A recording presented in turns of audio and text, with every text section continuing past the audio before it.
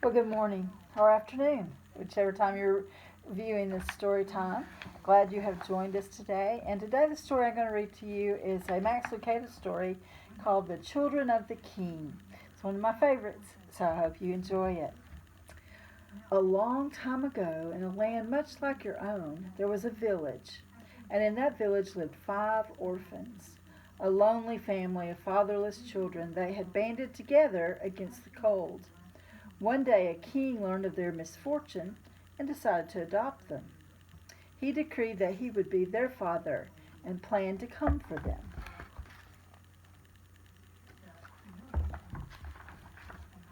All the people in the land thought it odd that a king should adopt these children. He already had many people to care for. Why does the king want them? The people would ask. But the king had his reasons.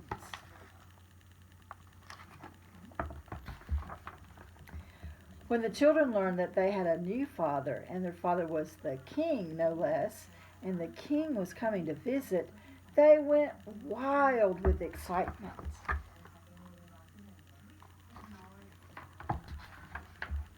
When the people of the village learned that the children had a father, and the father was the king, and that the king was coming to the village, they were terribly excited as well. They went out to see the children and told them what to do. You need to impress the king, they explained. Only those with great gifts to give will be allowed to live in the castle. Well, the people didn't know the king. They just assumed that all kings want to be impressed.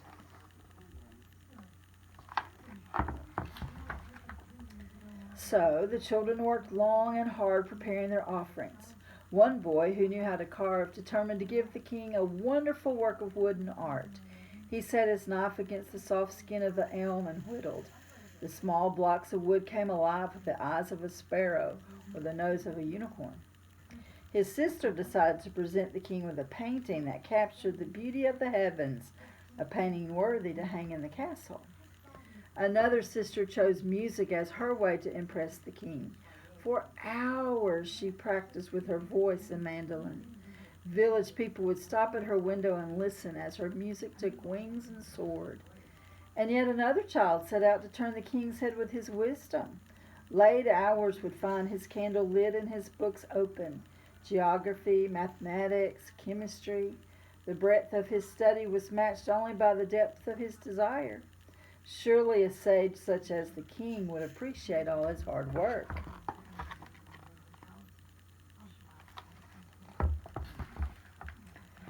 But there was one little girl who, she had nothing to offer. Her hand was clumsy with the knife, fingers stiff with the brush. She opened her mouth to sing, but the sound was hoarse. She was too dull to read. She had no talent. She had no gift. All she had to offer was her heart, for her heart was good. She spent her time at the city gates, watching the people come and go. She would make pennies by grooming their horses or feeding their animals. A stable girl she was, a stable girl with no stable, but she had a good heart. She knew the beggars by name. She took time to pet each dog. She welcomed home the travelers and greeted the strangers. How was your journey, she would ask. Tell me what you learned on your visit. How is your husband? Do you enjoy your new work? She was full of questions for people because her heart was big and she cared about the people.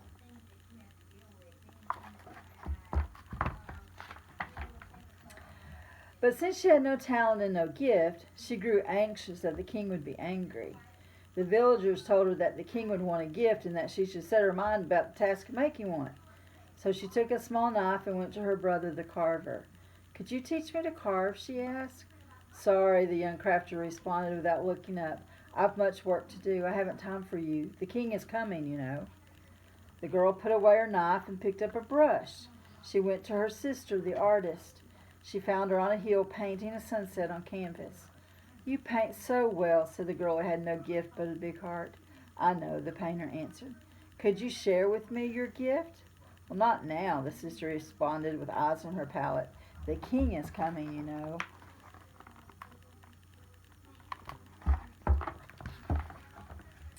The girl with no gift then remembered that her other sister, the one with the song, she'll help me, she said.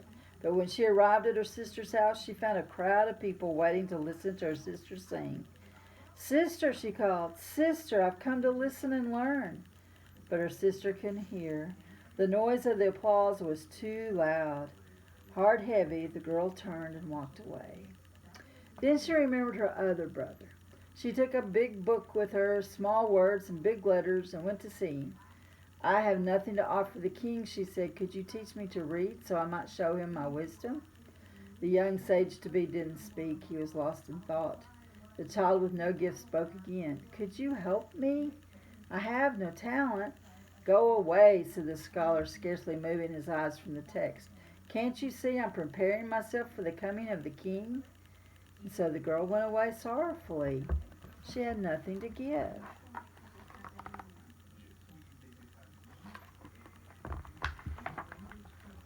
She returned to her place at the city gates and took up her task of caring for people's animals. After some days, a man in a merchant's dress came to the small town. "Can you feed my donkey?" he asked the girl, and the orphan jumped to her feet, looked into the brown face of the one who had traveled far. His skin was leathery from the sun, and his eyes were deep. A kind smile from beneath the beard warmed the girl.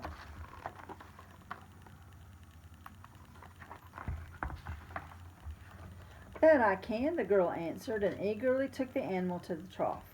"Trust him with me, and when you return he'll be groomed and fed." "Tell me," she asked as the donkey drank, "have you come to stay?" "Only for a while." "Are you weary from your journey?" "That I am." "Would you like to sit and rest?" The girl motioned to a bench near the wall.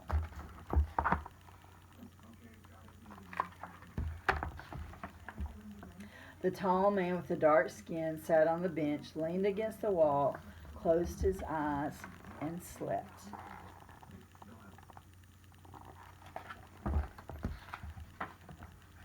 After a few minutes, he opened them and found the girl sitting at his feet, looking at his face. She was embarrassed that he had caught her staring, and she turned away.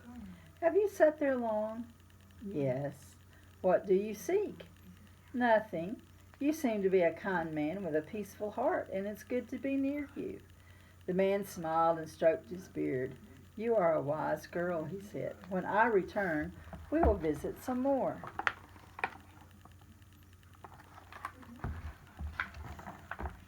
The man did return quite soon. "Did you find whom you sought?" the girl asked. "Well, I found them, but they were too busy for me." "What do you mean?" "Well, those I came to see were too busy to see me. One was a woodsmith rushing to complete a project. He told me to return tomorrow. Another was an artist. I saw her sitting on a hillside, but the people below said she did not want to be disturbed. The other was a musician, and I sat with the others and listened to her music. When I asked to talk to her, she said she had no time. The other I sought had left. He's moved to the city to go to school."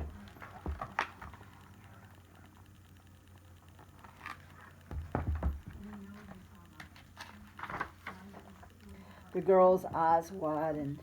"But you don't look like a king," she gasped.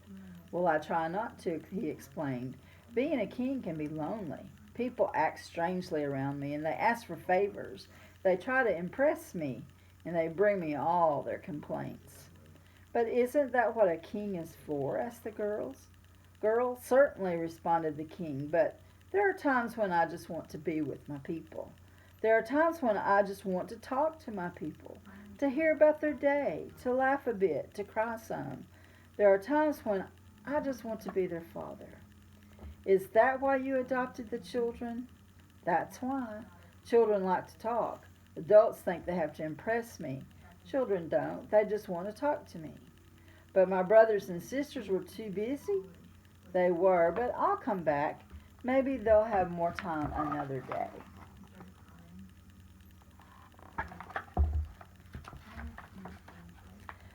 "Would you like to ride on my donkey to the castle?" And so it happened that the children with many talents but no time missed the visit of the king, while the girl whose only gift was her time to talk became his child. Thank you for joining us today for story time. I hope you enjoyed that.